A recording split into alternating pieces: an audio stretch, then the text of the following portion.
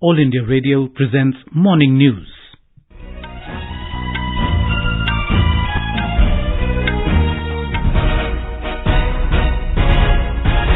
Good morning, I'm Sunil Verma. The headlines. Prime Minister Narendra Modi to inaugurate Diamond Jubilee celebrations of CBI in New Delhi today. King of Bhutan, Jigme Khesar Namgyel Wangchuck to embark on a 3-day visit to India beginning today. External Affairs Minister S Jaishankar says this is not an India that will accept its national flag being pulled down. G20 Science Summit on Clean Energy for Greener Future to begin today in Agartala in Tripura. OPEC Plus members announce cut in oil production exceeding 1 million barrels per day from next month. And in cricket, Royal Challengers Bangalore start their IPL 2023 season with a thumping 8-wicket victory over Mumbai Indians.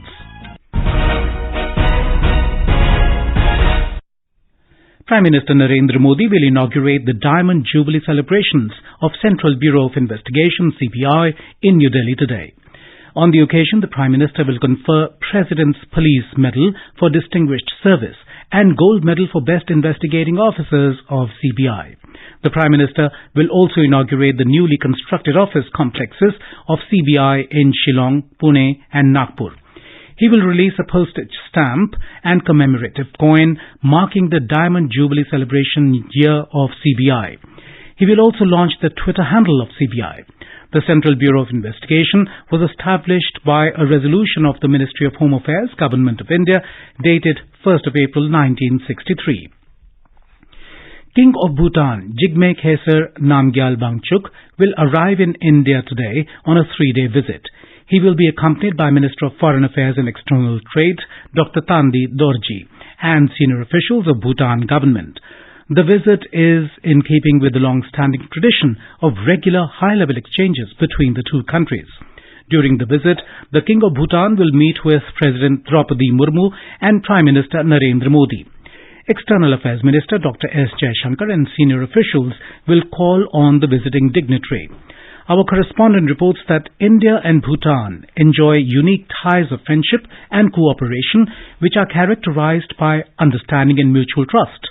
The visit would provide an opportunity to both sides to review the entire gamut of bilateral cooperation and to further advance the close bilateral partnership, including economic and development cooperation. External Affairs Minister S Jaishankar has said that this is not an India which will accept its national flag being pulled down. Referring to the incident of attack on the Indian High Commission in London, Dr. Jaishankar said that it is the obligation of the country concerned to provide security to our embassies and diplomats as is being done in India. The External Affairs Minister was interacting with the prominent citizens of Dharwad in North Karnataka yesterday. He said that the separatist Khalistani movement is the handiwork of a very small group of people serving the interests of our neighbors. Addressing another event organized by BJP MP Tejasvi Surya in Bengaluru, the External Affairs Minister said that the West has a bad habit of commenting on internal matters of other countries. Talking about India's G20 presidency, Dr. Jaishankar said New Delhi consulted 125 countries who are not part of G20 and came up with the issues being faced by them. The 2-day Science 20 conference under India's G20 presidency will begin today in Agartala in Tripura. Around 75 delegates have arrived for the science conclave titled Clean Energy for Greener Future as part of the G20 meetings. A report. It is indeed a momentous occasion for a state like Tripura to host the delegates of the G20 and present itself on a global map. The science conference that will begin today at the Hapania International Fairground will have 9 sessions on various topics. Delegates from Bangladesh are also attending the event as invitee members. Yesterday, after their arrival via a special chartered flight, the delegates were welcomed by cultural troops at various places on their way from the airport to the hotel. Later, they visited the Albert Ekka War Memorial and paid tributes to the martyrs besides planted saplings. They then visited Kumari Tila where they were mesmerized with the musical fountain show. Kunal Shinde, AIR News, Agartala. The second G20 Employment Working Group EWG meeting will also begin today in Guwahati, Assam. The city has been decked up for the three-day meeting. The EWG summit will focus on three key areas of global skill gaps, gig and platform economy, and social protection and sustainable financing of social security. Foreign delegates, members from 19 member countries and guest countries will participate in the meeting. The first day of the three-day meeting will start with presentation on finance track, digital economy working group, education working group and activities, and accomplishment of entrepreneurship research center on G20 economies. On the second day of the ongoing second Energy Transitions Working Group ETWG meeting under India's G20 presidency in Gandhinagar in Gujarat, two side events will be organized today. The first side event will be held on accelerate cooling as a key enabler towards energy transition, and the other on diversified renewable energy supply chains for advancing energy. The side events will enable sharing of knowledge from successful initiatives that can be replicated across emerging economies. In the evening, the delegates participating in the Energy Transition Working Group meeting will also be visiting Modera Sun Temple. Around 100 delegates representing G20 member countries, special invitee countries and international organizations are participating in the three-day meeting, which began yesterday. This is All India Radio giving you the news. For quick news updates round the clock, follow us on our Twitter handle @AIR News Alerts. In Bihar, Internet services continued to remain suspended for the fourth consecutive day today as tension prevailed in violence-hit areas of Bihar Sharif in Nalanda district and Sasaram in Rohtas district. Prohibitory orders under Section 144 have also been imposed in these areas. Educational institutions, including schools and colleges, and business establishments have been closed till tomorrow. 109 persons have been arrested so far. The administration staged a flag march in the sensitive areas. 4 companies of Central Paramilitary Forces have reached Bihar to assist local administration in maintaining law and order. The Director General of Police, R.C. Bhatti, visited violence-hit Bihar Sharif and reviewed the situation. Meanwhile, Chief Minister Nitish Kumar reviewed the law and order situation in the state. The Chief Minister instructed officials to take stern action against troublemakers and appealed to people not to pay attention to rumors. Addressing a public meeting at Hiswa in Navada district yesterday, Union Home Minister Amit Shah said that a BJP government in the state will remove corruption and ensure law and order in Bihar. समग्र बिहार चिंता कर रहा है। बिहार के बिहार शरीफ में आग लगी है, सासाराम में आग लगी है। बिहार शरीफ नालंदा तो नजदीकी है। ये दंगा करने वालों को सीधा करने का काम ये भारतीय जनता पार्टी करेगी। बिहार में जल्दी से शांति की स्थापना हो, सरकार को कहने का कोई मतलब नहीं है। मैंने सुबह गवर्नर साहब को फोन किया। मैं देश का गृह मंत्री हूँ। बिहार की कानून और व्यवस्था भी ये देश का एक हिस्सा है। आप नहीं संभाल सकते, इसलिए हम चिंता कर रहे हैं। All India Radio is presenting a vignette of select quotes of the Prime Minister from Man Ki Baat as the program completes its 100th episode in April this year.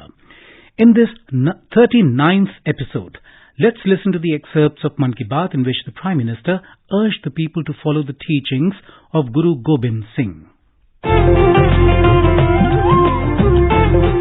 People, voice and direct dialogue. That's your and our Man Ki Baat.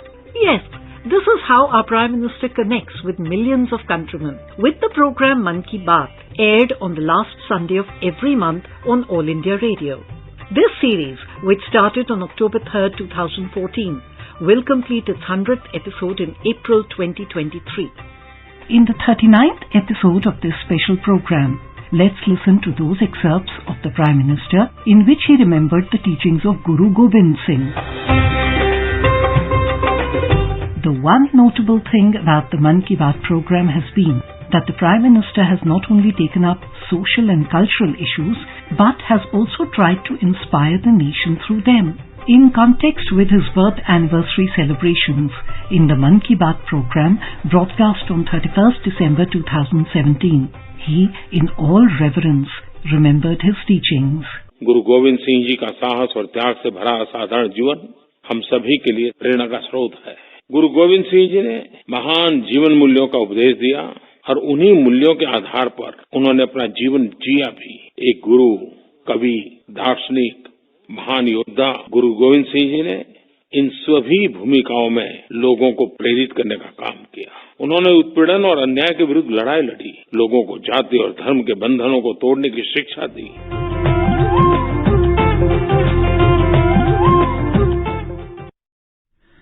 The country is observing Rajya Sabha Divas today.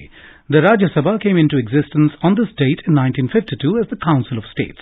On the occasion, Lok Sabha Speaker Om Birla greeted all the past and present members of the upper house of the parliament. In a tweet, he said that the Rajya Sabha has played an important role in strengthening the country's democracy and giving a new direction to the countrymen. In a surprise move, OPEC Plus members, including Saudi Arabia, the UAE, Iraq, Kuwait and Algeria, have announced voluntary oil production cuts exceeding 1 million barrels per day from May until the end of the year. They have described it as a precautionary measure aimed at supporting the stability of the oil market. The group of 23 oil-producing countries, which slashed its collective output by 2 million barrels per day last year, is expected to stick to the agreed production levels at its upcoming virtual meeting today. Royal Challengers Bangalore started their IPL 2023 season with a thumping 8-wicket victory over Mumbai Indians in Bengaluru last night. Chasing the victory target of 172 runs, Royal Challengers Bangalore RCB made 172 for 2 in 16.2 overs. For RCB, Virat Kohli made unbeaten 82 runs off 49 balls, while captain du Plessis made 73 off 43 balls. Faf du Plessis was declared player of the match.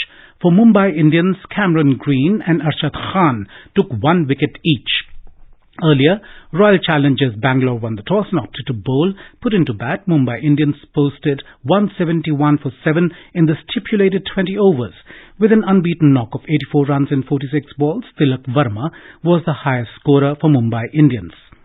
Karan Sharma was the pick of the bowlers for RCB, taking 2 wickets, while R. Topley, Siraj, Akash Deep, M. Bracewell and Harshal Patel got 1 each. Earlier in the other match, Rajasthan Royals defeated Sunrisers Hyderabad by 72 runs in Hyderabad. Today, Chennai Super Kings will lock horns with Lucknow Super Giants at 7:30 p.m. in Chennai. And now, for a look at today's newspapers, it's over to Renu Kataria. Thank you, Sunil. The Indian Express leads with the story on ISRO's success in its experiment with reusable launch vehicle, which will enable India to send reusable rockets into space. Hindustan Times carries the photograph of farmers examining their damaged crops after heavy rain and strong winds with the caption, "Unseasonal rain wreaks havoc on farmers." Nepal is keen to sign a 25-year agreement on selling its surplus power to India, reports the Asian Age.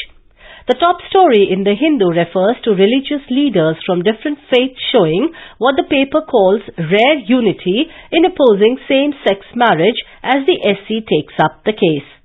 Weeks after their release in the wild, one of the cheetahs strayed into a village near Kuno National Park, reports the Pioneer. And finally, news of the death of cricket legend Salim Durrani has been carried by many dailies in their front page. And with that, it's back to you, Sunil. Thank you, Renu. And now, before we end the bulletin, the headlines once again. Prime Minister Narendra Modi to inaugurate Diamond Jubilee celebrations of CBI in New Delhi today. King of Bhutan, Jigme Khesar Namgyel Wangchuck to embark on a 3-day visit to India beginning today. External Affairs Minister S Jaishankar says this is not an India that will accept its national flag being pulled down. G20 Science Summit on Clean Energy for Greener Future to begin today in Agartala in Tripura. OPEC Plus members announce cut in oil production exceeding 1 million barrels per day from next month. And in cricket, Royal Challengers Bangalore start their IPL 2023 season with a thumping 8-wicket victory over Mumbai Indians. And with that, we end the morning news. Have a nice day.